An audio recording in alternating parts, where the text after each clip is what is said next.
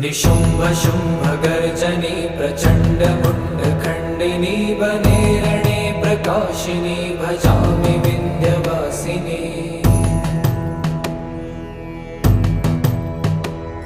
त्रिशूलमुण्डधारिणी धराविघातहारिणी गृहे गृहे निवासिनी भजामि विन्ध्यवासिनी।